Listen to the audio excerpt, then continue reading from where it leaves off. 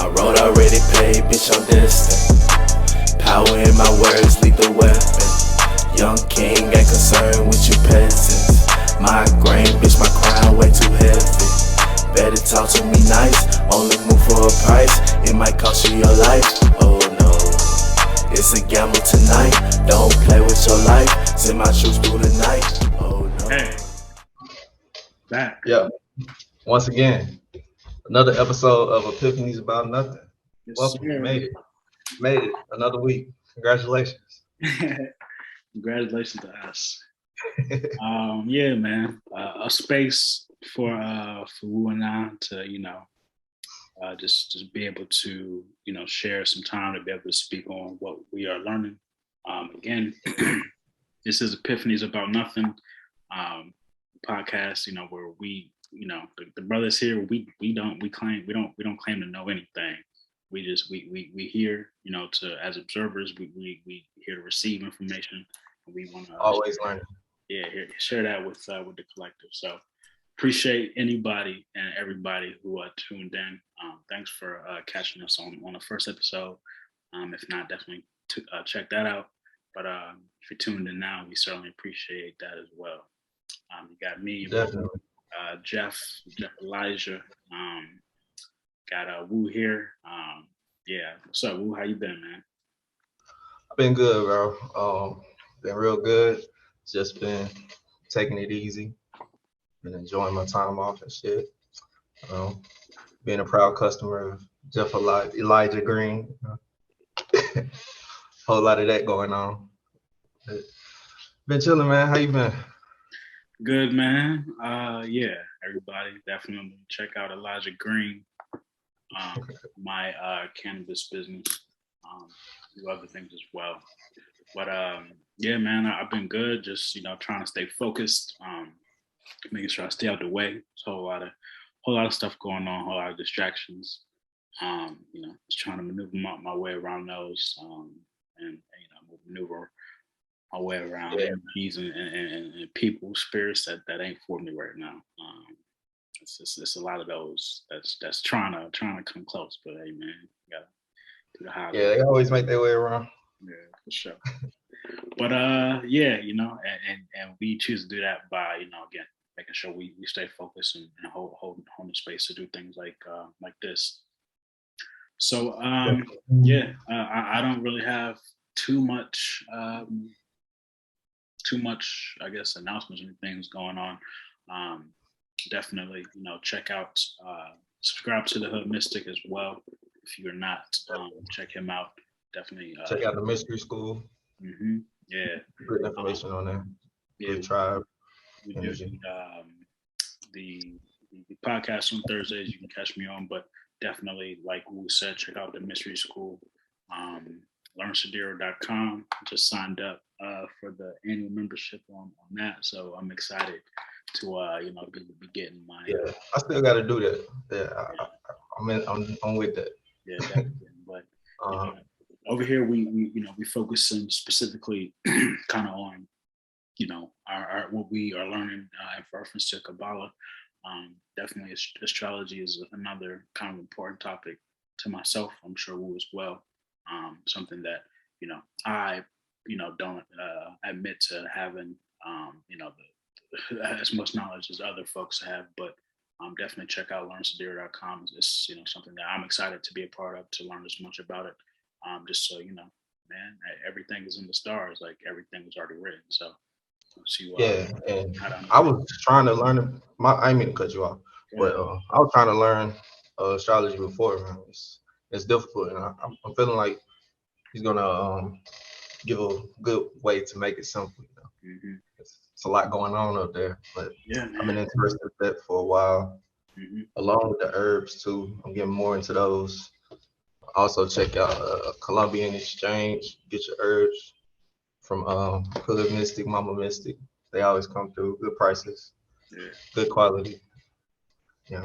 All that. Yeah, all that. So, if you checked us out last week, we started covering a book called Becoming Like God, Kabbalah, and Our Destiny by Rabbi Michael Berg. a book that kind of touches upon the importance and the mentality that of what Kabbalists are looking to aim for. And this was a book that was recommended to us by the mystery school, and something that we definitely felt was important to touch upon, kind of what got us into wanting to learn and understand Kabbalah. And so so we're just working to break down the text and be able to share kind of what we gained from the book, and we hope that y'all are able to gain something from this as well. Indeed. So we left off in chapter 4. We're going over the God formula, and I'll go back over those again. So number 1, it was 6 steps, by the way. Number 1 was the world is the war of two opposite forces, light and darkness. And it's pretty much saying it's either you're going towards the light or you're going towards the darkness. Simple, make it real simple. No extra fluff on it. Yeah. The source of light, better known as God, is the wellspring of all joy, fulfillment, and life. The force of darkness, better known as ego nature, is the source of all pain, suffering, and death. So either trying to go towards God or the ego leads towards death. We create our lives by whichever force we're connected to, more like law of attraction. And looking at you between that lightness or that darkness. Mm-hmm. And number 4 was we connect to the two forces through the law of similarity of form. We connect to and become what we become like, which is law of attraction. Number 5, we become like God by systematically destroying the ego, because the desire to receive for the self alone is the opposite of God. It is not received from anyone. Yeah, we're going to get more into that. This reminds me of a line in the book where it says God created us as vessels of sharing just to share all he had. Yeah, I like that. Yeah, that was Number 6, we become like God by transforming into beings of sharing, because God is a force of infinite sharing, like I just said. So, and that's the God formula. 6 steps to destroy the ego, 6 things to keep on your mind when you are in the pursuit of destroying the ego. To be like God. To become like God. Yeah. And so today we will go through and touch upon chapters 5 through 8, starting with chapter 5. Will you want to pull up the slides? Mm-hmm. Let me pull those up. 1 second. I wasn't ready. There we go. Here we go. Yes. Right. So chapter 5, your life changes now. Mm-hmm. So yeah, we touched upon where we left off of the God formula, those 6 steps, and basically, kind of as we mentioned, all in having to do with that law of attraction, and whether you're choosing to go, choosing light versus darkness, and in the sense of the book, because when we're talking about the middle, or talking about Kabbalah, there you have the left hand path and the right hand path, and then you have kind of the middle path. So I don't want to get this confused with that, because here we're definitely looking to kind of choose that middle path, but just in the sense of the book, this has to do with choosing kind of spirit, choosing light versus choosing ego and death. And that's something that is kind of cut and dry. Like here we're looking to minimize the ego as much as possible, and be able to reflect that light, reflect our Godhood, our God selves, that infinite ability to share. Something that we touched upon on the last podcast was that idea of looking to receive for the self alone, and how detrimental that is to us connecting with our Godhood, and being able to do what needs to be done. Receiving for the self alone is something that we've all kind of been guilty of in some form or fashion, whether we knew it or not. But it doesn't really matter if you did or not. What you did in the past. It's like once you know better, you do better. So now that we know that, in order to be able to connect to our God selves, that we need to be able to receive, not for ourselves, but in order to be able to share with others. I just wanted to point that out when we're talking about choosing between light and death. Definitely not left hand path, right hand path. So different concept. Just like you said, going towards God or living in your animal nature. So. Right. And so starting out with chapter 5 talks about our choices, either leading us to life, joy, peace, or death, pain and suffering. And kind of asking that question is like, what did your creator assign you to a life of endless suffering and avoidable death? No. Not at all. I don't know about you, but like I was born a parents like like I came from a mother and a father, and I know that when they conceived me and my mom gave birth and everything, like they had an idea for me, and that idea was a bright idea. Like they wanted me to live, they wanted me to be able to experience things things that they didn't get to experience. They wanted the best for me. And in that sense, it's like if you think about your overall creator in spirit, like God, would you think that somebody would create you and look at you kind of as creating a child? Would you have like would you want your child to go through pain, suffering, and death? Mm-hmm. Yeah, it's exactly that. And even more so, would you want, like, if you were to make another part of you like a child, would you want yourself to go through that? Exactly. So definitely wouldn't be here just to suffer, just to work for people and just to live and die for what, and do this endless cycle. That's not what we're here for. We're here to get back to the mountain, which we talked about in the last video. Get back to what God had planned for us, that idea, like Jeff said. So what are we to do now? We got to be completely honest with ourselves to destroy that ego.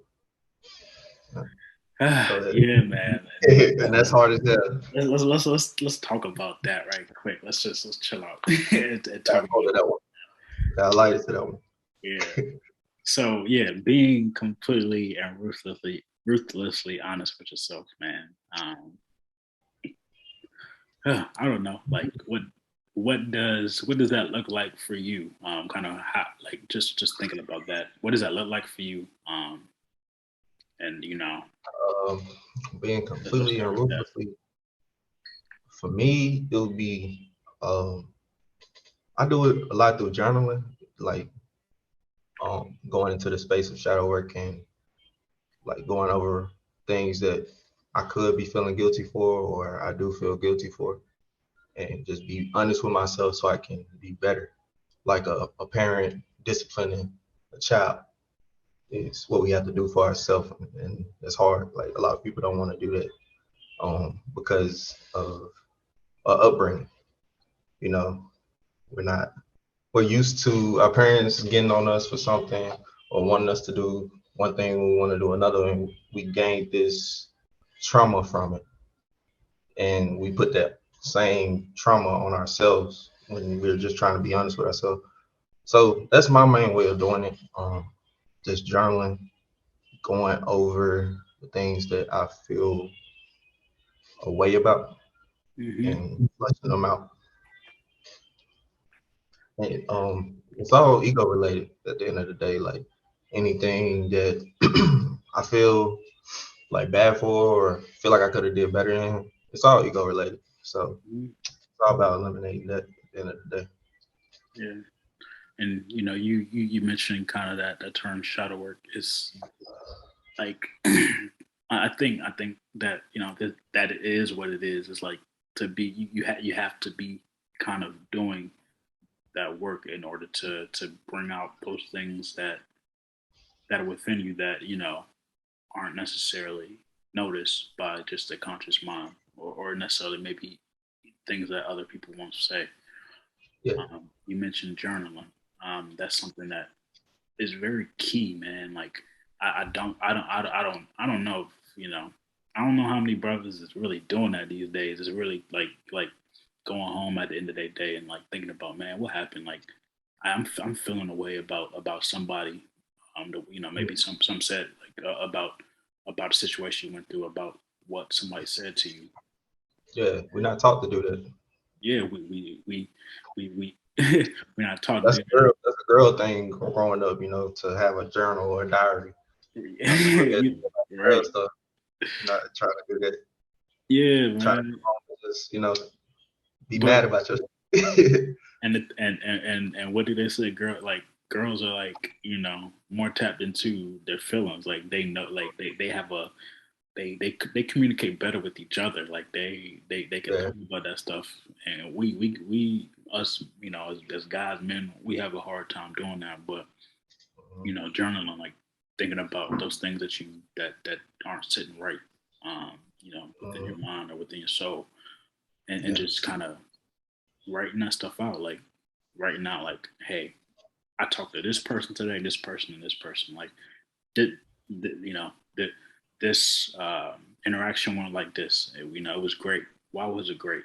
You know, and or you have a fight with your girl. Like, what caused that?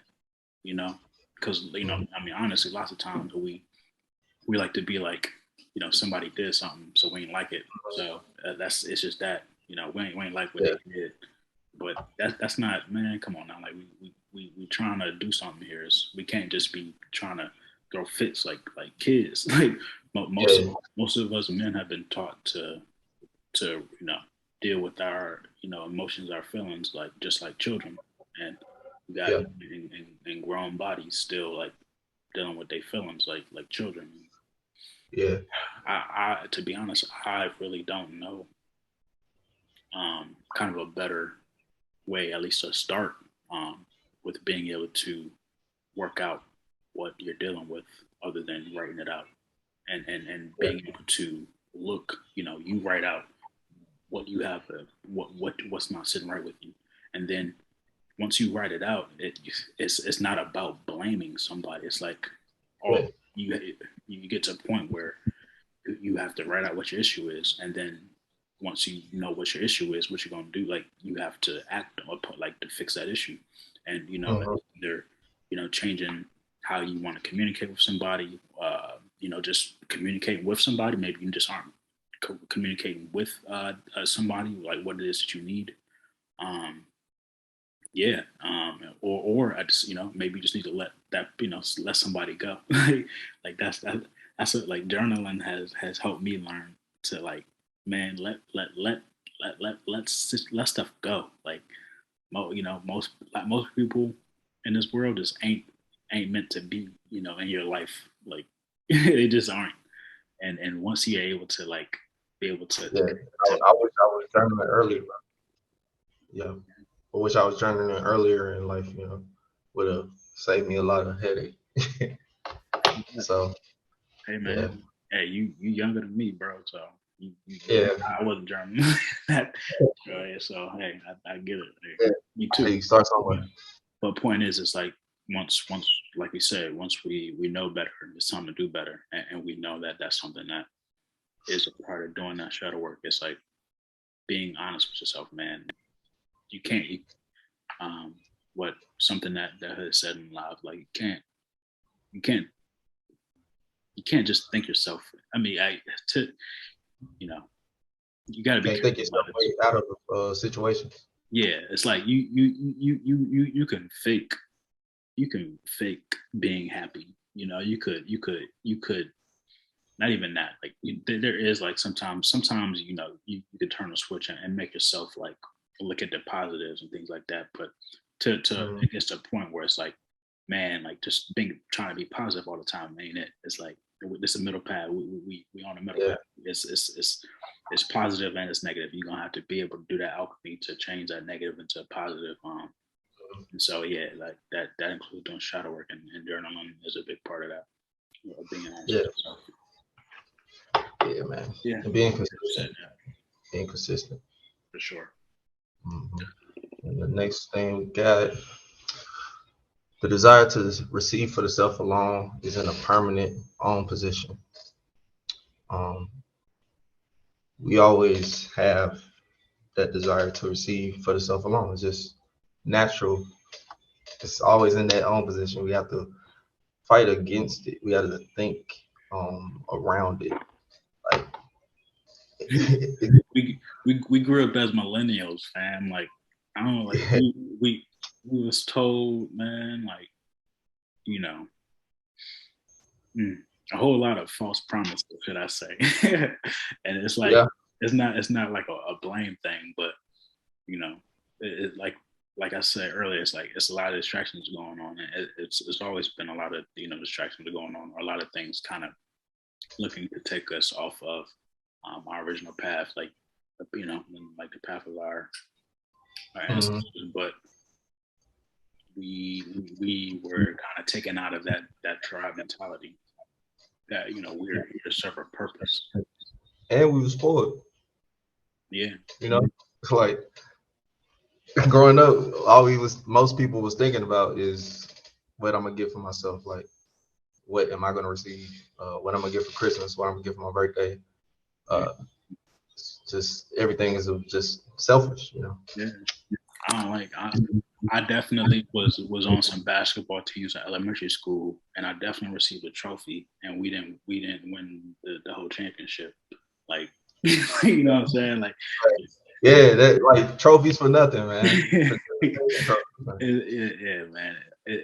It's just something that most people are tapped into, and if you are kind of somebody who just is just like focused on mundane stuff, watching TV every day, looking at the listening to 40 the popular artists and stuff like that, man. It's like there's just this thing where I don't even know if I want to kind of go into that, but that the people that we look at are people who are just looking to take, and it's something that is kind of it's something that we see on TV. It's something that it's just what's there. It's what's in front of us, and kind of like a mirror effect, like programming, like programming. Exactly. Program us. Everything we see, they trying to get something for themselves. Yeah. So be the same way. But I don't know, the people that I look up to most of all, and a lot of those people aren't even alive today. But there were people who were selfless, who took bullets, so that others could just have a space. They were willing to fight for something that was bigger than them. And not from an ego place, because a lot of people, I know a lot of people that say that they do what they do because in order for Black people, a lot of people like to say like, hey, I'm doing this to better Black people or my people, whatever. And it's like, hey man, like I done heard that enough. Like they've been doing that forever. Yeah, and I mean, like, you don't need, like, bro, you don't even like all Black people. Like, quit lying. Like,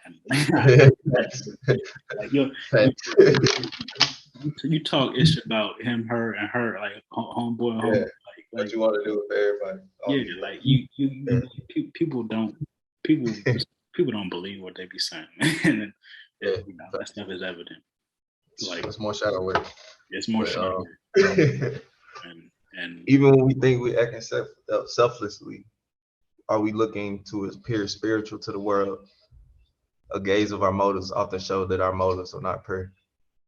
And man, in 2020, there was a lot of that going on. And still to this day, a lot of people just trying to look spiritual for the world, like, and just saying all type of wild stuff for success. Like it's not the purpose of it. I'm not doing this for success. I'm doing this to share, you know. Yeah, same, man. Like I I can say like I've been on this path, you know. It took me like I've looked at it different ways. Like, you know, honestly, I've done this path all my life, but like when it comes to like to focusing on spirituality, I'm not somebody who is looking to kind of put on like to be honest, I don't want to necessarily be talking about this stuff. I wasn't not like I don't mean like I'm against it at all. Like I'm happy with what I'm doing here. Like this is something that was presented to me. Like that's something that I need to do as the next step, kind of, you know, for my soul journey, for my soul purpose. I need to teach. Is, you know, like my business is named after, you know, my namesake, and you know, Elijah Green was a minister in his own right. It's like he was somebody who was somebody in the community that shared knowledge as he you know as he gained it. So, you know, in order to kind of fill those footsteps, it's like me and Wu, we're doing this because we are, you know, on our path of learning, and we know like you ain't ish if you looking to take all this information and just hoard it. Like, who are you, man? Yeah. So it's like, and even if that, even with that being said, that doesn't mean like we are exempt from stepping out of line or doing like going overboard with stuff. Not at all. So, not at all. I'm not holier than thou. I'm not holier than thou. Not at all. But like we, you know, we are brothers with mentors and things like that you know, kind of help guide us, and let us know like kind of, you know, the proper steps to take. But that being said, it's like we're not doing this to put on airs or to seem a certain type of way. We are here because we genuinely want to learn. We want to be able to connect to our higher selves, and just looking again to kind of showcase and share like how to do that. Yeah. Thanks. Like how you said that. So the also line here that the God formula is a planned attack on the ego. And yeah, Wu mentioned he went over the steps of the God formula earlier, and kind of as we mentioned, like you have the choice between light and dark. You have the choice between life and death, and ego is that choice of death versus that choice of life, looking to receive in order to share infinitely, like God. God don't need nobody. Like God is all and has all. You're doing this just off pure love. Like you don't need it for nothing. So looking to share abundance. So amen. Connecting to our God selves, we have to be able to share infinitely as much as possible. Destroying our ego on the inside and performing transformative sharing on the outside. That's the God formula. Yeah, and that don't mean like, you know, like we said, we ain't holier than thou. That trust me, man. 2021 has been one of the craziest years of my life. I went through a lot this year. I have to look and, back. Yeah, and that's the point. It's like I went through a lot, but you know what? Like, so what? Like, we all going through stuff. So it takes going through that and being able to, you know, it doesn't matter. It's like you have to continue to push no matter what you're going through. You have to continue to stand and be here. You know, like the tree of life is being forever, man. And yeah, it's like I want to be a force like that, you know, no matter what, no matter the weather, no matter like if it's hurricane wind is blowing, like I'm still here standing, you know, grounded. Regardless. Yeah, and I'm gonna be, you know, we're gonna be here, and we're gonna, you know, we're gonna be here to give, you know, in our God stays as much as possible. Mm-hmm. Yes, sir. Transformative sharing destroys our sense of entitlement.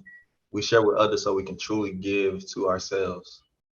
That's saying that it kind of sounds like a paradox. I was watching the show the other day. They were asking, when you're doing a good deed, are you doing that good deed to feel good? Like, are you doing that good deed for yourself, or are you doing it really out the kindness of your heart? And I don't know, man, it's a paradox because we share with others so we can truly give to ourselves. But I guess giving to ourselves is really just being more closer to God. You know, that's what we're really giving to ourselves instead of trying to get that good feeling or some brownie points or something like that. It's more like just trying to get closer to God. That's your reward. Yeah, because like who is yourself? It's like, are you talking about who? Are you talking about Jeff? Are you talking about like, there's more to all of us than That's true. than the skin and bones in our names. It's like we are all connected. We are all one. So when it talks about truly giving to ourselves, it's like if you are truly sharing with others and to the collective, you're giving to God. You're giving to all. And so when it says ourself, that's how I look at it. I don't look at self as me or as this person or this woman or that. It's like all of us. We all connected. We're all a tribe. Like so that's how I look at that for sure. Mm-hmm. Kabbalists teach that the world was created with one single purpose: to provide the creator with an opportunity to share his abundance with his creations. That's the whole point of this. Like, the whole point was for God to share and just give love. The whole point of why this thing was created. Yeah, man. So what's your excuse? What's your My, excuse? Not what's you, my, but like but like period. Like me, I'm talking to myself. Like what I'm saying. Like yeah, what's my excuse? Why am I not? not And sure. Yeah, I understand. so Mm-hmm. like if I'm not, then I'm definitely going against what we're talking about. So I can't be Yeah, connected to my God self. So like what we said earlier, it's like God don't need us, but hey, he's our mm-hmm. creator. He has all. He has a abundance of all, and he wants to share that. So that's when I say like, what's your excuse? Like what? Yeah. If we're looking to become like that, then we have to. So yeah, you said the creator shaped vessels to receive that abundance. The vessels are human beings. Yeah, like and then how to look at that, but created a vessel, a human being. Like again, we touched upon it earlier on the last podcast, but the like the word Kabbalah means to receive, Mm-hmm. and when to touch upon other things like going into kind of chakra work and stuff like that, looking to be able to receive from your crown chakra, or upon the unmanifested, being able to take in something that wasn't, in order to manifest it into something. That is. It's like it's man, like human beings are like we're like I said, there's a lot to touch upon there, but we are It is. we are so much more than we are being told that we are. But Yeah. at the same time, that that point that we mentioned earlier, like we don't. I at least me, I don't claim to know anything. I don't claim to, I don't ever call me expert on nothing. Nah. I am just this cup, I am like here just to receive, what is mine, and be able to kind of push that out and share that. So yeah, we were created to be able to, receive what God has to share Yeah. with us. But again, Yeah. for what? To be able to share with the collective. Mm. And why so many vessels not looking to become like God, back to the desire to receive for the self alone. It's uh, it's the same thing back, like saying the same thing again. You know, Yeah.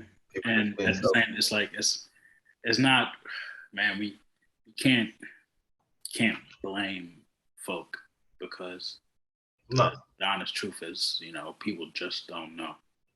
But yeah, at the same time, it gets to a point where, you know, man, we hitting adult age, and it gets to that point. It's like, when is the same old, like, just is this gonna, are you just gonna keep doing what you're doing, or like, because I don't like most people that I know who aren't looking, who aren't studying this, and not let me not say most, like, I don't know everybody, but I know like 98% of people I know. I know plenty of people who aren't looking to, who aren't doing this type of study, who aren't touching Yeah. upon these types of topics. Mhm. And when those people talk to me, for whatever reason, they always want to talk about issues that they're going through, like, or their trials, their unhappiness with things. Mhm. And I mean, I was like that at a point where, like, this stuff just wasn't top of mind to me, like, but Yeah. whether I went through enough, and it's like I had to find something that was more than just my mundane world. Mhm. And it's like, like we said, like, when you know better, you do better, and we're putting some information out so other people can just, like, Got to spread the word, man. This and it said this in the last part of the book. This is like the best time yet to learn this information. Like it's just now becoming unlocked to the public to study this on a mass level. You know, it's the time to get in, tap in. please do, because Yeah. yeah, hey man, I can't, to be honest, if you ain't on this, man, I really don't want to spend no time with you, because that's just fact. I don't. Yeah, just wasting time for real. Yeah. All right. So yeah, a little bit more topic. So when self is focused on its own desires, the self becomes opaque to the creator's light. See, I gotta look up what opaque means, so I'm not even gonna play with it. Go ahead, look that up. Yeah. Opaque. So I wrote those notes. So I already looked up opaque because I ain't know what it meant neither. but but yeah, Not able to be seen through, not transparent. Okay. so yeah. Become not transparent to the creator's light. What So that yeah. mean, Jeff? So I mean, basically, yeah, like when I, and like I being focused on Jeff and thinking about Jeff and what Jeff wants, I'm focused on me. I ain't focused on God. And when I'm focused on me, like, I'm focused on my ego, and Yeah. that cuts us off from the creators, like that. Like, when we are focused, like, if I I ain't been in the shoes in years, but like, I don't know, I used to love Jordans, and I don't know, like, if I was still like over here, like, oh, I need the new J's, they getting released or something like that, and Yeah. I'm focused on that, man. I'm not Yeah. focused on my true soul purpose, like trying to collect Creator's light. Yeah. like Yeah. or if I was That sleeping, awareness is off. yeah, like I'm not allowing myself to even be open to receive, what is truly for me. Yeah. I'm focused on what I want. Yeah. Like, And we're not trying to like the next line says we often fail not because we want to receive, but we want to receive so little. Like you just said, we're focused on getting some new Jordans or the PS5 and not the real goal of life, man. and Back to I God. mean, it's not even that. It's like just like that idea of abundance or whatever. Like, thinking that what we are so focused on our, on us as our human needs, is like we think that what we want is money, cash. Like we think we want a big old bank account, Yeah, stuff like that, right? Like we think that's what. that's nice too. And yeah, don't get me twisted. Hey, Magic Green, please support. Support all that. But man, like I've been in moments where like I know that I know that money can't buy everything. Yeah, I definitely want money. Let me not play with that. But man, like there's already an abundance here. Like there's already so much here for us. Like we already have so much, and when we focus on, not once we like stop focusing on the material, we are able to see what we can truly receive. And once you get to that, like once you really are able to see what it is that you are able to receive, like a nice car, bro, like like the stuff that these rappers be talking about, like seems so like ugh. Yeah. like that's cool. But that's cool, but it ain't everything. Like transforming the desire to receive for the self alone to the desire to share is actually an act of self-interest in reference to your God self. It's like filling up that cup with more God's. It's like filling up that cup with more of God's light, the Creator's light. Every time you desire to receive, desire to share. Sorry, trust me, desire. It's like yeah, doing that true soul work, man, is so much more fulfilling. And yeah, it's like it is. You don't even you really don't know what you want, man. It's just like we talked about, so many distractions and so many kind of illusions going on when you are really doing your work, man. Like you'll see that serving beautiful. the collective, serving the greater good, man. Like that you're really serving yourself, and you gain so much more than looking to scam for a few dollars, bro. For real. Yeah, so much more. Just an internal feeling of just goodness, like it's beautiful love, internal feeling of love. Like it's better than everything. There's nothing wrong with having a desire to receive, as the word Kabbalah means to receive. Connecting to your godly nature ensures that your vessel cup is able to receive endlessly. Yeah, those things that we kind of hit on these points a few times. Yeah, the whole point is in order to receive, but not more of God's life. Yeah, not worldly possessions, but like information, like stuff that you can. You don't even know what you're able to do with those type of gifts, man. Yeah. You want to read this next part? You put that in. What part is that? Chapter 5. Yeah. I'll just say it. So a sage known as Master Kotsk told his students, "You want to know where God's light is? God's light is wherever you let Him in." Yeah. Just like opening that window from the last story, the last video, opening the window. Yeah, for sure. To let God in. It's to that point, man.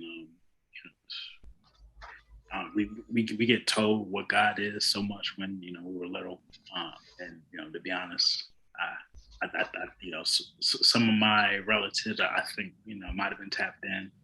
I think a lot of people were just kind of regurgitating to me what they were told, and just trying to follow a certain path.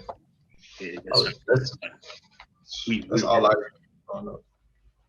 Yeah, but like Wu and I, man, like are doing this because again we're all on that search for God, and like you keep doing that work and you realize you keep seeing God everywhere.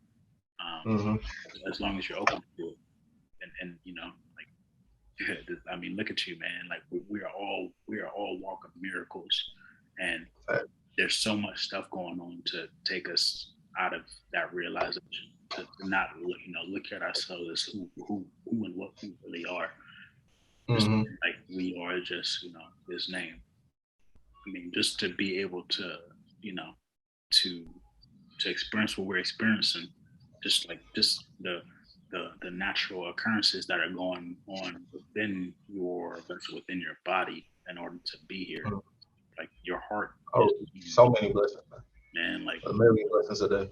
yeah, like there's so many miracles going on like all day, and like Yeah. once you open yourself up to that, to that reality, there it's like there's so much that you will be able to see, Mm-hmm. receive.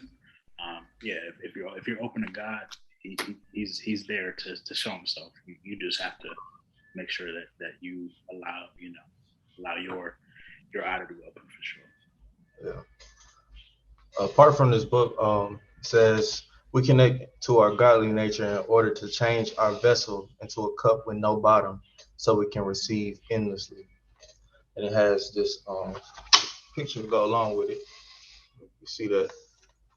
So when we You do more. move a little bit closer to it because we small with the slides, so yeah. Okay. You good now. See it? Yeah. See it. So when we have a desire to share, we change our cup and we make it bottomless, so we can receive God's light endlessly. I like the description of it. Sure. For sure. Yeah, we can go to chapter 6. Chapter 6. And death shall have no dominion. Mm-hmm. This was a interesting chapter title when I saw it.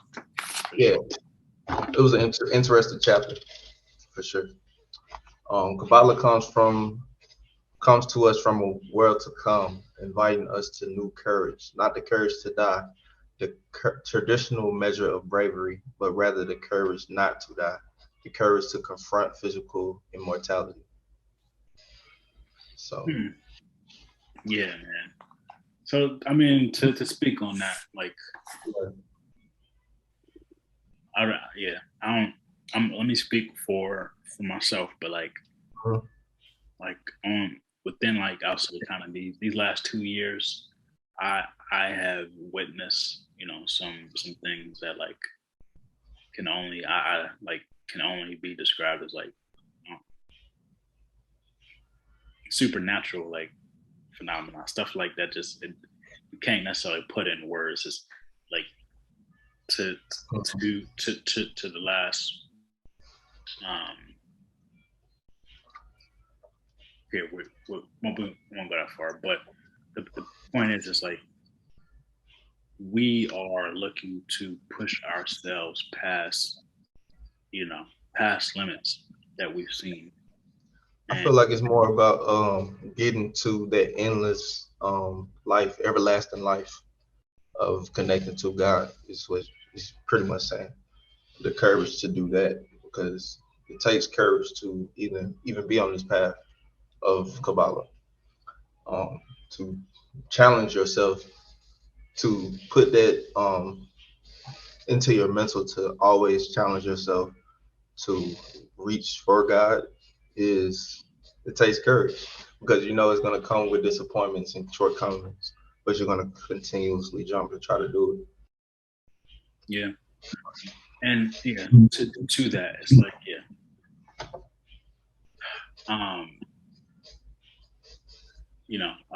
a lot of people have come and have gone, but there's some people who are always here no matter what. Like based off of people within my life, people who are like known amongst the world because of, what they did during their time here. That too. Yeah. And because of the steps they took, they live on. Like they live within our minds. They exist within like the world. Like, you know, people listen to certain people's messages who aren't here no more, but Right. like They live on forever. they still are here. Like they clearly are, because like Yeah. we live off them. There's people who hear music we listen to who like aren't here in the flesh, but obviously they are here because like the world still like reveres them. Yeah. It's So just like like in what's that movie? What's that shit on? It's on Stars, man. It's the God movie, God show. What's it? American Gods. oh yeah. Yeah, just like that, they needed the belief to even exist, because we keep them alive just by thinking about them and knowing about Exactly. That. them. Yeah, man, that's key, and it's like all like those people were people who were tapped in, and like really they they knew that there was something beyond this, and like this is just one step, and but at the same time, kind of to the other point I was making, it's like people don't people are wary of like things that can occur, man. Like I've seen like there's situations that occur like where a lot of people shouldn't be here like for one reason or another. It's like miracles occur like in life as well, man, and like They do all the time. they do all the time, and they're like going back to ancient times, like like people working with shamans and things like that. Whether you want to you can look in the Bible and see stories of people being going through situations, but being brought back to life, or like being healed from situations, or just where people think that they could work, things were possible. Yeah. This is to me it's kind of a wide range topic of things. It's like, or to that point, like whether you're still here in the flesh or not, like people live on. Oh yeah. Have that ability for everlasting life, but at the same time, I've definitely witnessed miracles in the sense of people being able to to like just be able to continue to live life based upon belief, and being able to surpass circumstances that people should be able to come. Yeah. Good. Let's see what it says next. We are promised the end of death, so why is this not a topic of discussion? In the book, it talks about it was this rabbi who had the will to turn back the angel of death with a simple act of will. And it says, why do we invite death into the bedroom so willingly? Why is the inevitability of death off the table, marked not for discussion? It's saying people don't want to talk about death, but another way to look at it is people don't want to think about what's next and what comes next and how to get that everlasting life after this death. That's what I think it's talking about. Yeah, man, for sure. It's a topic that a lot of people just don't want to touch upon. Oh, never, bro. Like, never. And even when I'm talking about it, like if I talk about it to people, it's like, why you want to talk about death? Like, why you want to even think about that? Like, it's inevitable. It's not even scary to me at this point. It's like, it's gonna come when it comes, and just be ready.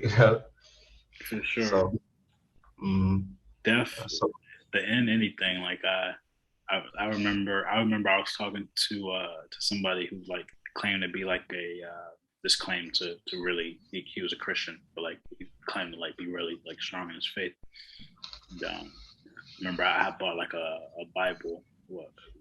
I bought a New Century Version Bible, like a it's like an NIV, you know, King Mhm. James, like the New Century version, like so basically taking the text and able to like, you know, break it down like in terms that like people use today. And Yeah. but and I told them like I bought this book because I wanted to go over this a little bit ago. I wanted to really be able to understand what Revelations we're talking about. And like this person was like, why would you want to do that?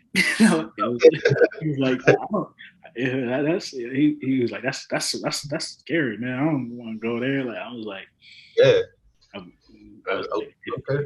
That was my favorite book when I was coming up. Like I would be in church and you know they preaching and doing the singing and whatnot. I'm grabbing the Bible, I'm turning to Revelations. Like that was my favorite chapter, man. Right. But yeah, man, like that idea of, you know, some sort of, you know, for me, Revelations is not an end at all. It's like it's a rebirth of, you know, new beginning. Exactly. Awakening. Yeah, but you know, a lot of people look at that as like an end, and they fear that. And to me, that was just funny because I like how do you claim to be somebody who wants to like hold this faith and you know and share this. What was that book you had? What was that book you have that talks about Revelations and breaks it down to the chakras? Got it right here, baby. Revelations. Yeah, John. Keep the books close. Yeah. Revelation St. John. Definitely get you a copy of this. Okay. Got this from Hood as well. He breaks it down in a lot of the videos. Yeah. Mm-hmm. This book is. Yeah, I need to get that one. But yeah, man, don't be afraid of Revelation, man. It ain't scary. It's honestly that to me that started an awakening. That was just the beginning of work. The show. Let's see.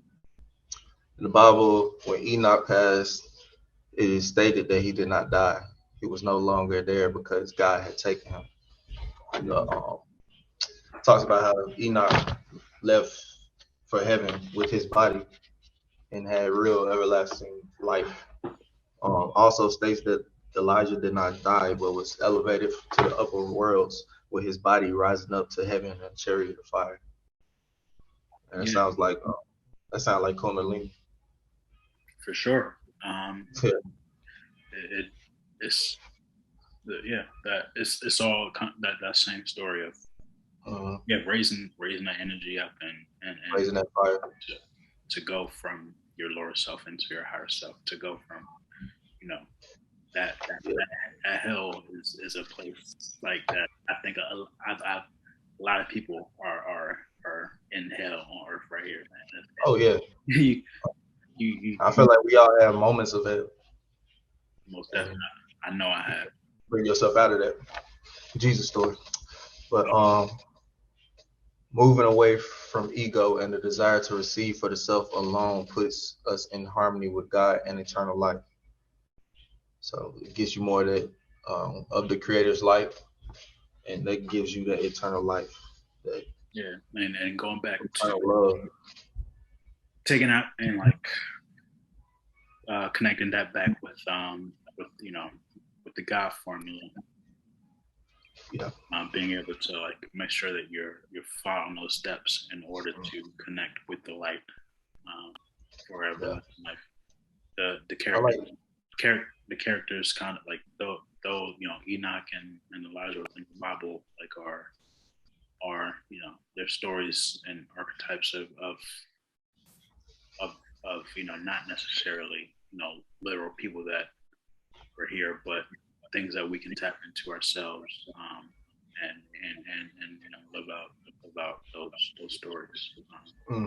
So yeah, I like this passage from the book. And our souls were already like God, but because we are set apart from God's nature of sharing, we suffer and die.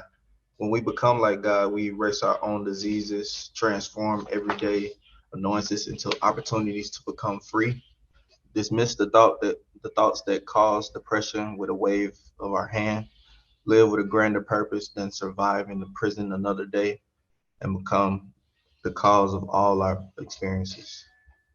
So living like God gets you into that mode.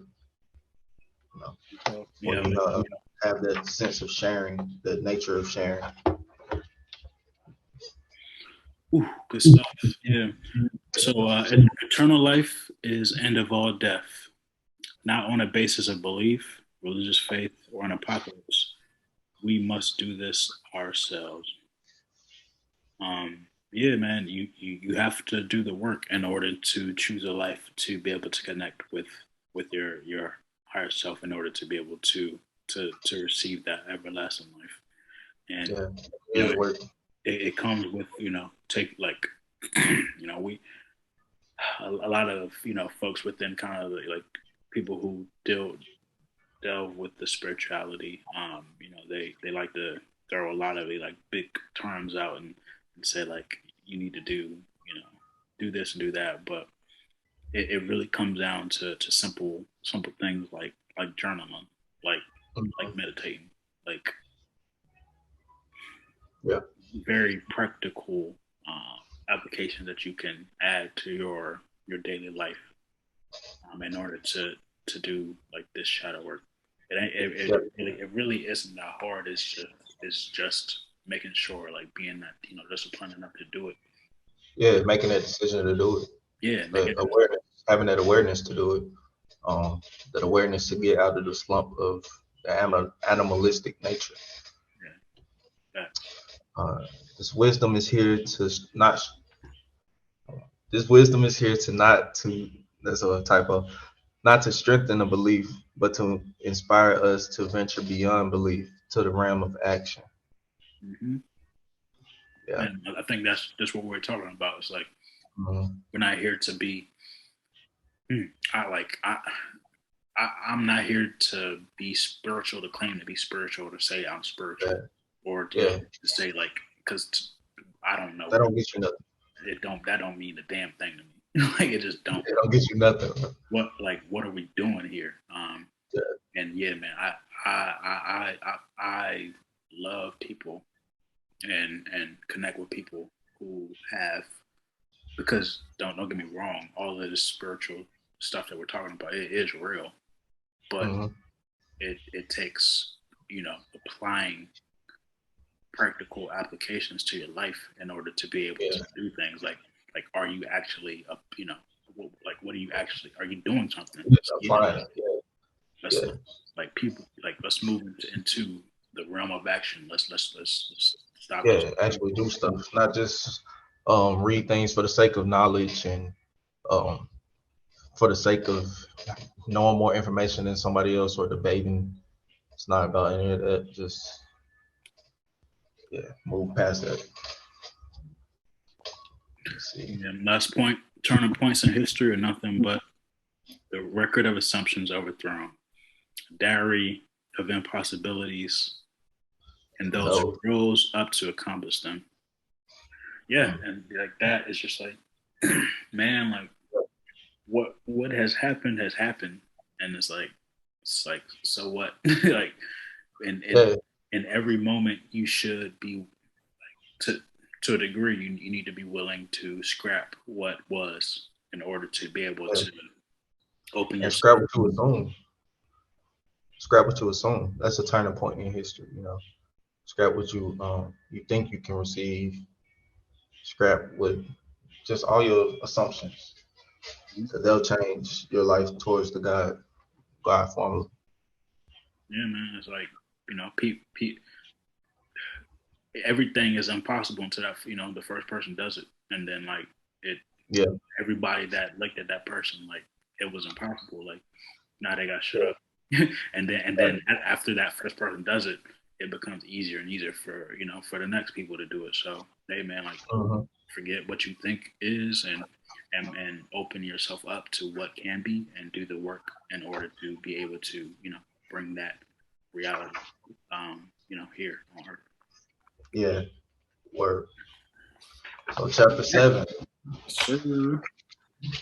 the opponent, the stuff, the death that death is made of. In Hmm.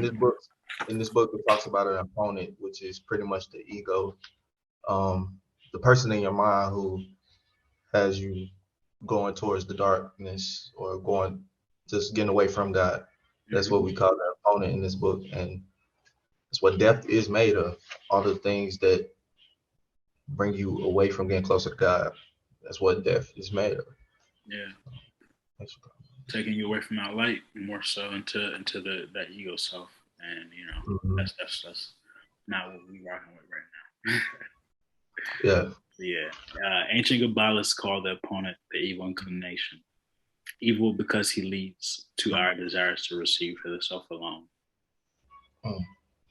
He leads us to believe we are free individuals, whereas most of our thoughts belong to him. He makes us believe the ego is our true self, cutting us off from our true nature to the desire to share. It's like, yeah, the opponent is in our head, so we think that's ourselves. We think those thoughts, those negative thoughts that we have, are us, when it's not at all. That's the enemy. That's the devil, so called. And yes, and it may not even be like negative in the sense of you kind of condemning yourself. It may just be like, hey, I'm gonna do this because I want this for me. Like that Yeah. self as well. It's like that looking to do something out of ego because you're looking to receive something, thinking that I deserve this because because I am me. Nah, man, like that isn't what this path is about. It's we are looking to receive. Like, don't get that twisted. We need what we need. We need to receive, but we're looking to receive in order to share with with the collective. Not for ourselves, man. That choosing that ego self, choosing to receive for yourself, it doesn't go anywhere. And yeah, man. It says he lives in our body, and we are not even angry about it. Instead, we focus on looking good, not understanding that this desire makes us slaves to everyone who sees us. I like that part, especially, I don't want to harp on women or nothing like that, but I feel like they struggle with that more so than men do. But I know we do too.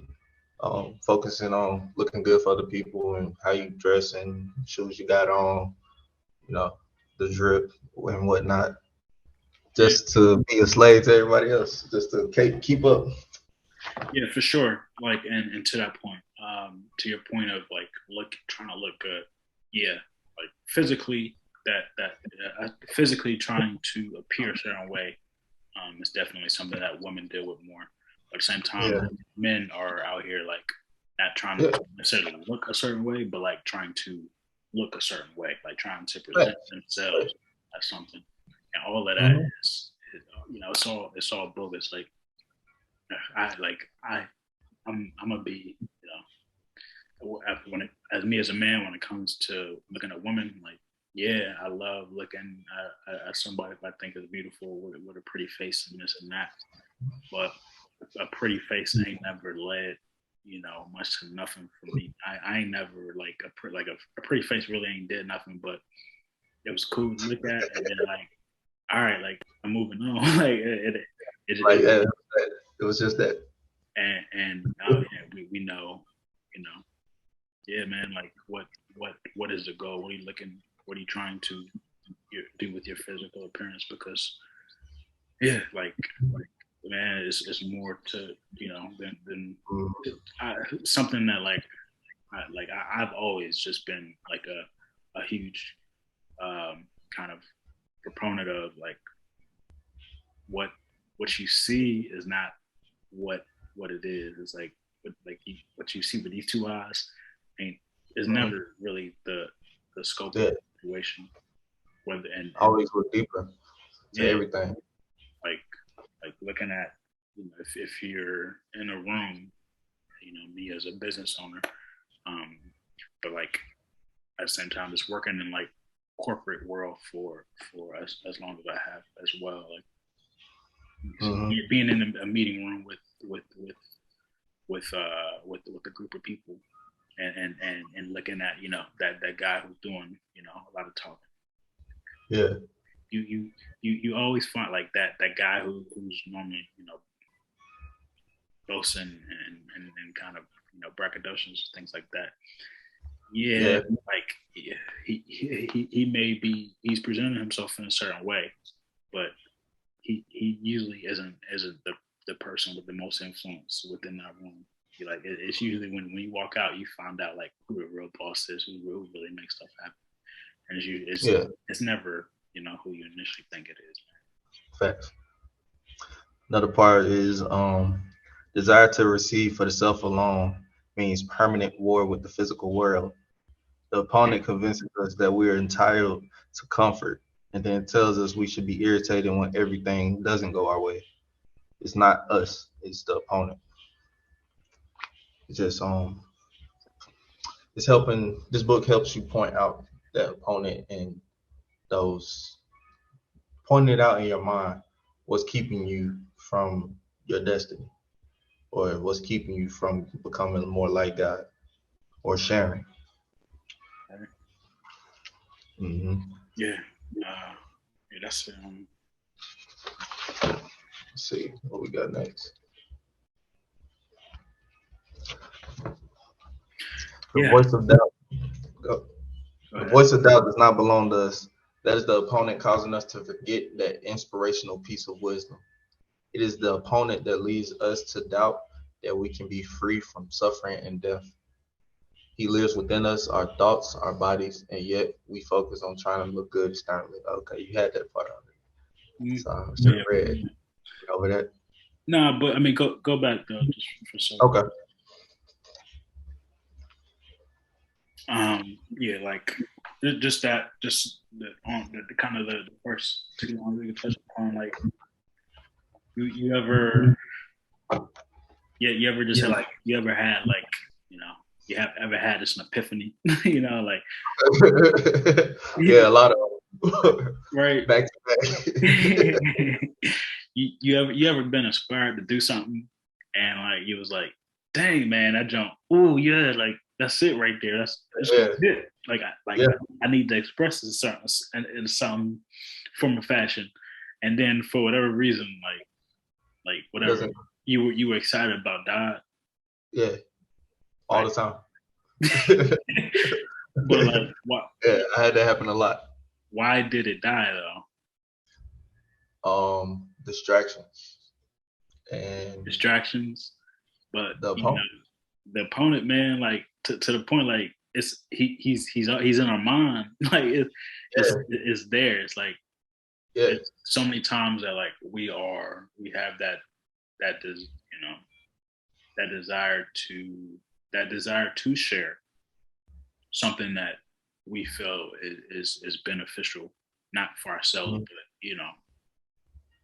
for the collective, but we don't do it. Why? Because like we oftentimes don't act in that moment. Yeah. That we said we're gonna get to it, and then oftentimes once we in between that not acting and we're gonna get to it. Mm-hmm. To your point, yeah, of course, we have distractions, but it's that cause and effect. Most of the time, it's really like we still like that. That thought is still in our mind, but we allow for that. We allow something to be like, it ain't. It's not gonna. It ain't what I thought it was. Like, yeah. But it was though.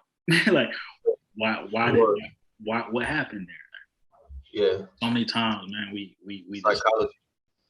We allow those doubts that that are able to come within our mind, but at the same time it doesn't belong to us. Why we hold on to that? That's something that we have to work to fight on, man. Like seriously, constantly. It's a constant fight to remember that those thoughts are not just ours.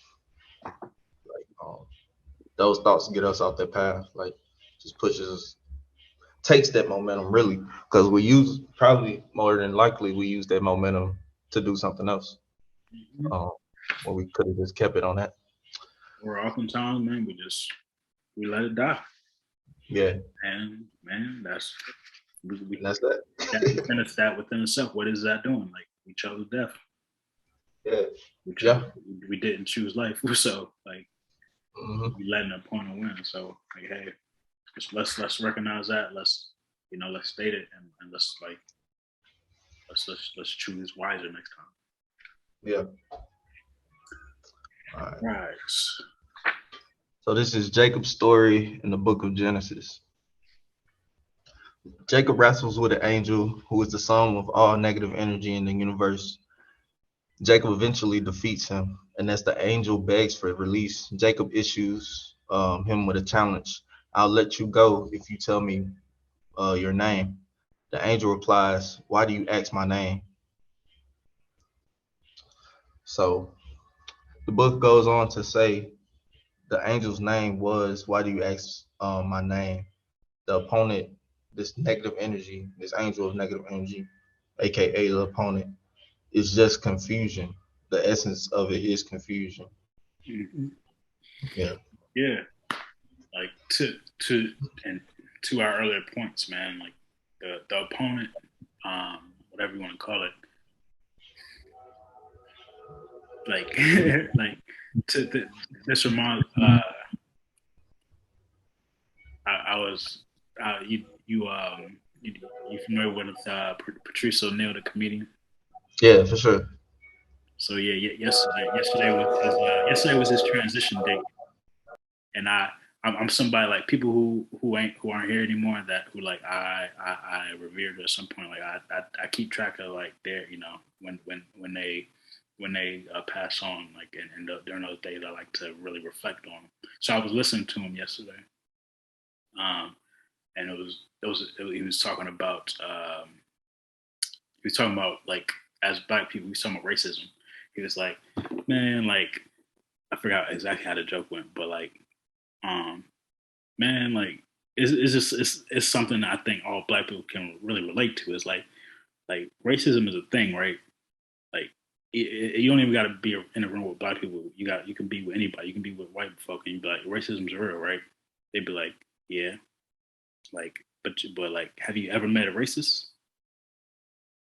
Have you ever been like, have you ever gone up to a white person and be like, are you racist? And they'd be like, nah. But racism is real, right? Yeah. so where are the racists at? Like they don't exist. Racists don't exist, but racism is real.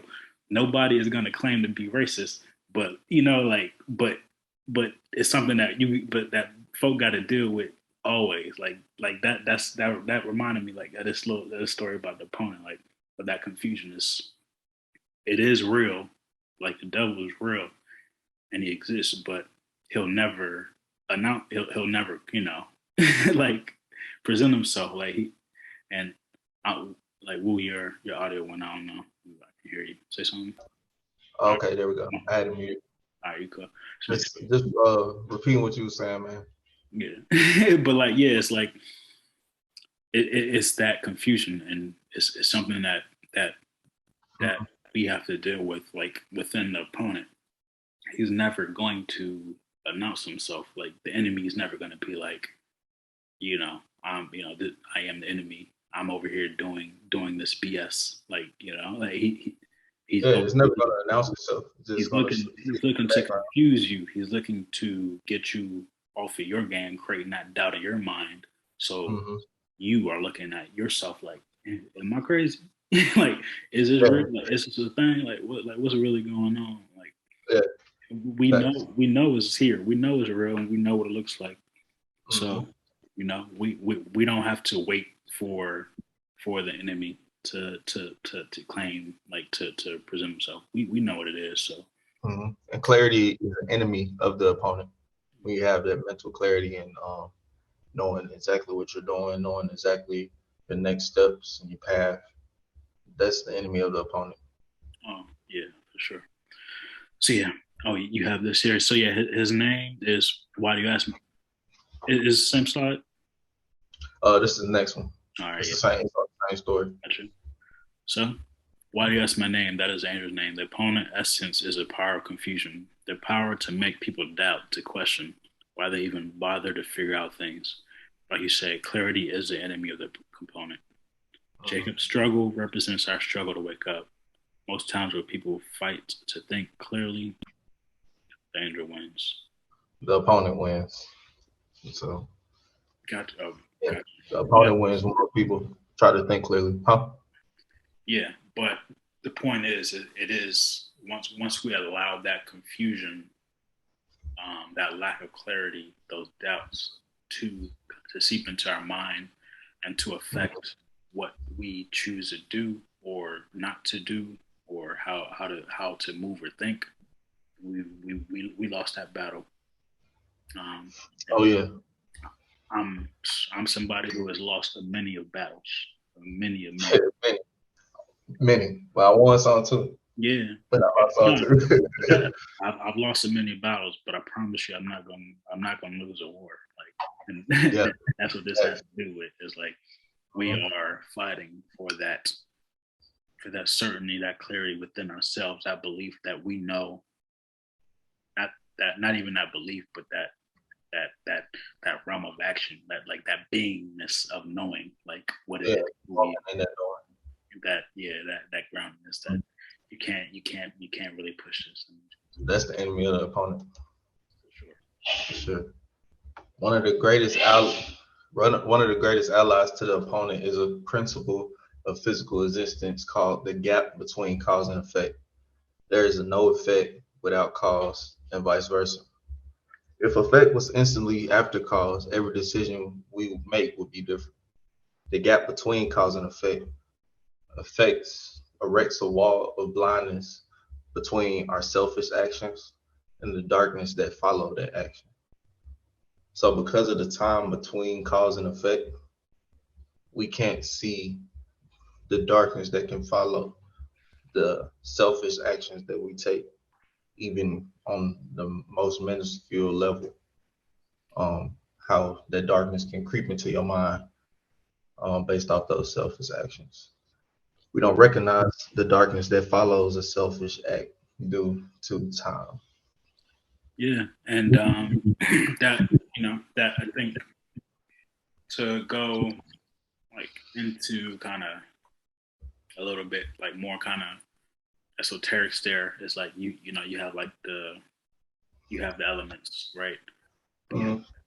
Fire, water, air, and earth, but then you have ether, and they like the space in between everything. Like people just think it's empty, but it isn't. Like the ether is like a living,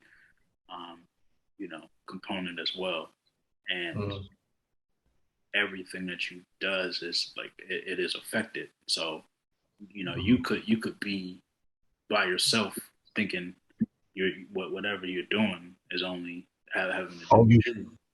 Yeah. Realizing like that everything that you do is affecting the elements around you, everything, and all of that.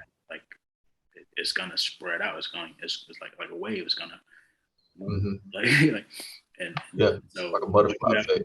What you have to do, whether you know it or can consciously know it or not, affects everything. Like affects other people, and if you only move, and think that what you're doing is only affecting what you have going on, like there's a lot more for you to really study and learn.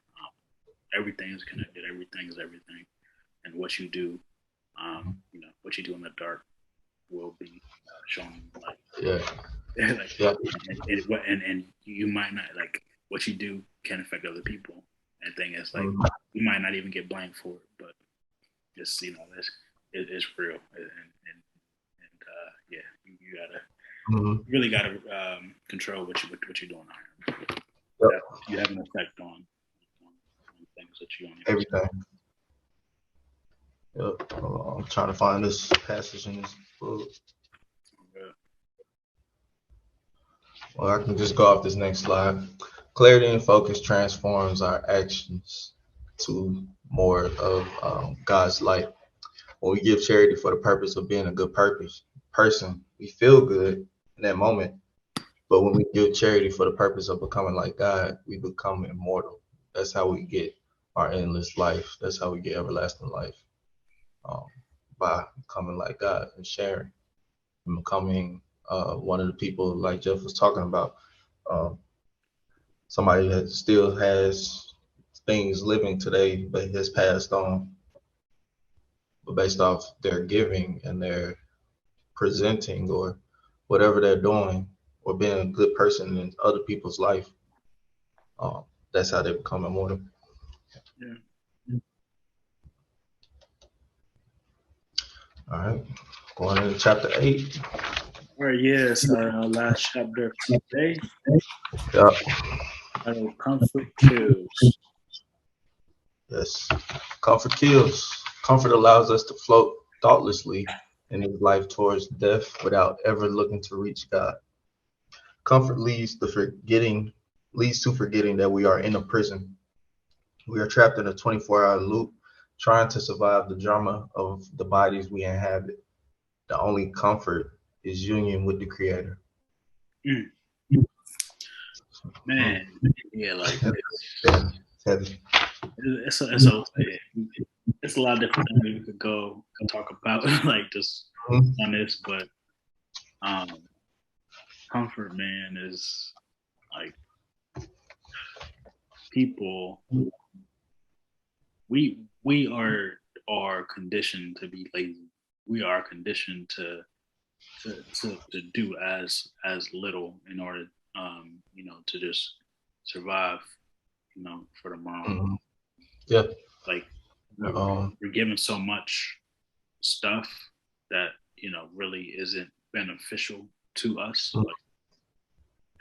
It's an illusion of comfort, really, because the real comfort is with God. But to get there, you have to pass through a lot of discomfort.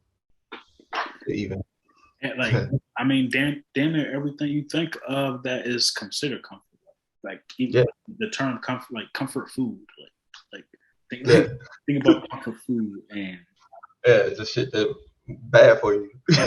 And what that does to people like us. Like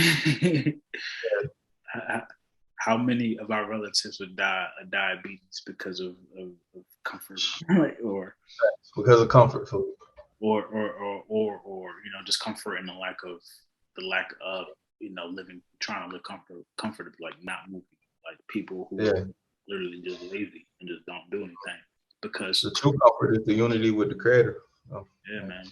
People just don't see it. That's the true comfort. All this other shit is distractions, man. Illusions. A lot of illusions. Yeah. People look for security and comfort kind of in wrong places, man.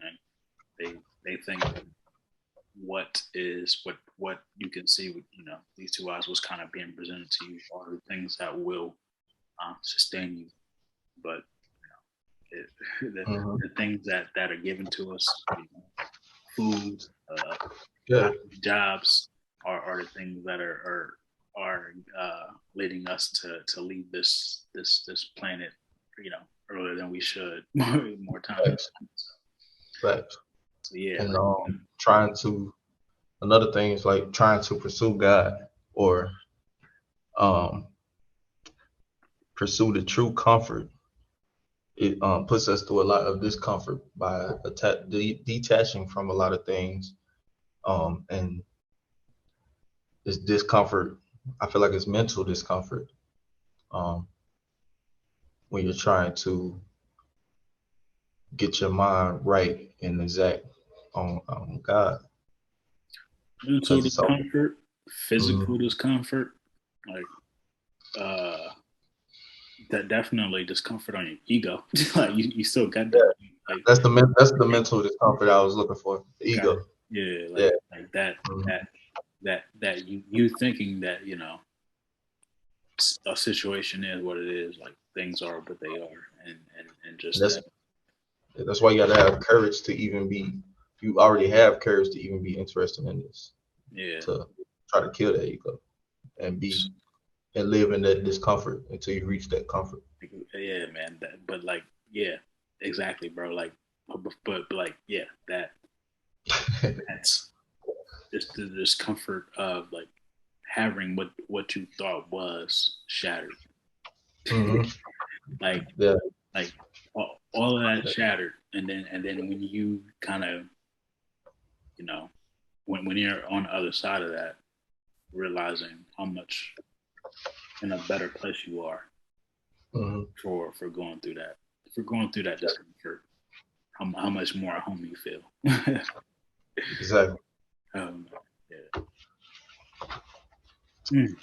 Of the body is an illusion. We need to strive for comfort of the soul. The road to comfort passes through a great deal of illusionary discomfort. So it's not even real discomfort. It's all illusion at the end of the day. Yeah. Illusion to like feeling like what you should be doing or with how you should be living. That discomfort, just because you like, say you sacrifice and you don't have what somebody else have, and you feel bad about that, but it's just an illusion. This path mandates the destruction of the need to feel special, the hunger for approval, and the longing to belong, shattering the desires of the ego. Yeah, man. My, younger Jeff thought that what the things that I would be looking to achieve, like kind of at this point in my life, I was looking at my ego or living in my ego, thinking that I wanted to be a person that that was doing this, was doing just doing certain other things than what I am, or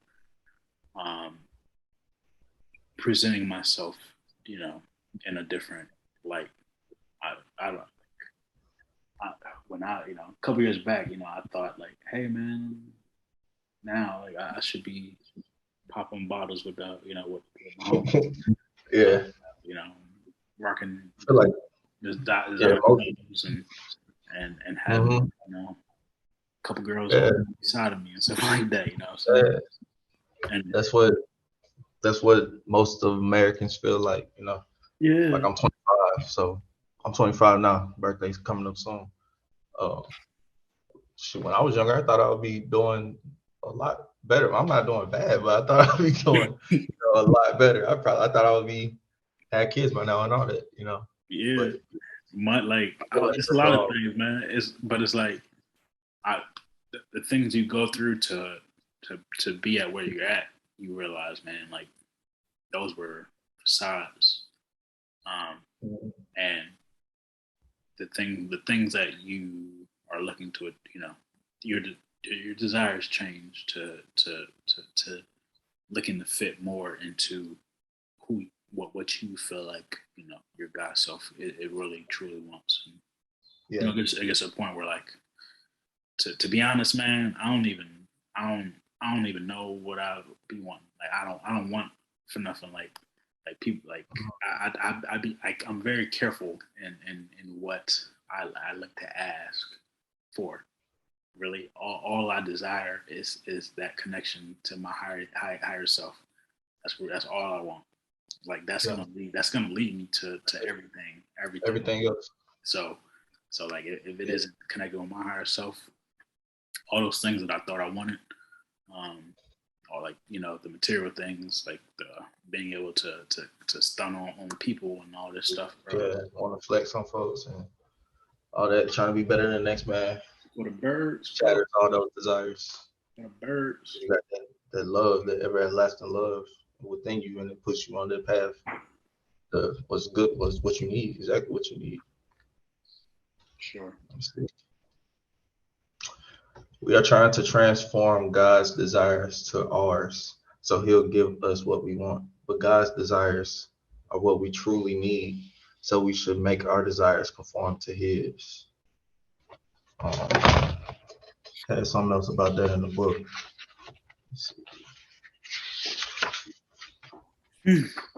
But yeah, I think that also kind of touches upon like what I was saying. It's like you think that you want something and want to, like if you're looking to truly connect with your soul, like realized that you couldn't even have thought of like what you wanted. Like it didn't even it just didn't make sense. It's like, like you were I was looking at, you know, I was a child thinking like that my child mind, that things I wanted as a child would be what I wanted as a grown man. And right. Completely changed. Yeah. Now Not at all. Not that.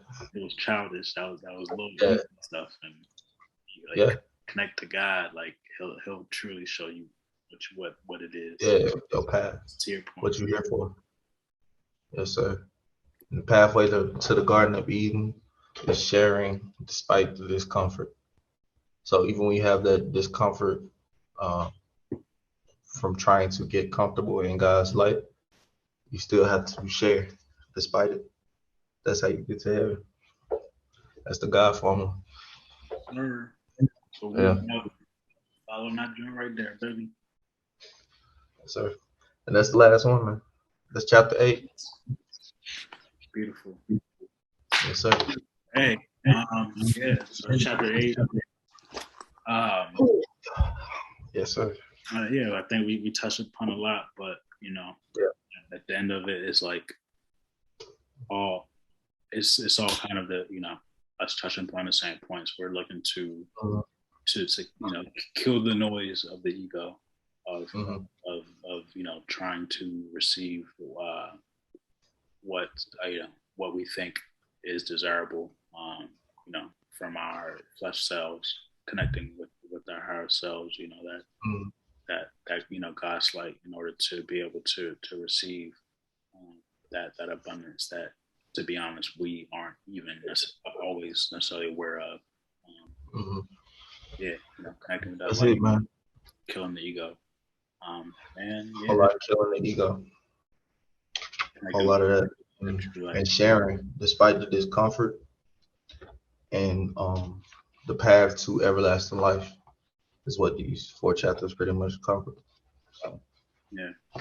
Yeah, man. So yeah, we're all on a path, and we're all in different points within our path. So it isn't like a place for any one individual to say where somebody else should be, but it, you know, we're all doing this to in order to get to a point where we are sharing with others, you know, true value, being able to teach folk how to connect with their God selves, and be able to share and be able to give, you know, to others, to the collective. You know, we need others to be able to share and give with us at the same time, and exactly. We will continue to do the same. Yes. So thank you for tuning in. Big facts. Another episode of Epiphanies About Nothing. You can find me on Instagram at Woo Got It Official. Also, shout out to the Mystery School. Shout out Hood Mystic. Tap in over there. It's a lot of good information, good community of people sharing, doing the same thing, living in that God formula. Yeah, definitely. You can find me on Instagram at g.elijah144, as well as check out Elijah Green, my business at Elijah Green 144 as well. Like we said, definitely check out the Hood Mystic. More, I'd say, life-saving information, more good. Like that stuff is please tap in for sure. Check out the Mystery School, learnsteer.com, and we'll definitely subscribe, please, to like, subscribe, share. We new to the YouTube thing, so got to start saying like, subscribe, share. we got to start sharing. We got to start liking and sharing our stuff for our own selves. So. I was liking to share. I don't know about you. I was liking to share. All right. Let me not pass my. Let me not project. Right, man. But so definitely subscribe to Epiphanies About Nothing. We'll definitely be here every week, provide more information. And this podcast is a start. We're looking to you know, share as much as possible. More things to come for sure. But yeah, Yeah, sure. we're definitely going to be growing, and this is just a start. Definitely, appreciate everybody tuning in, tapping in. For sure. Yeah, we'll made it this far. Thank you. Made it this far in the video. We appreciate you. For sure. Blessings. Yeah, Peace. all right. Peace.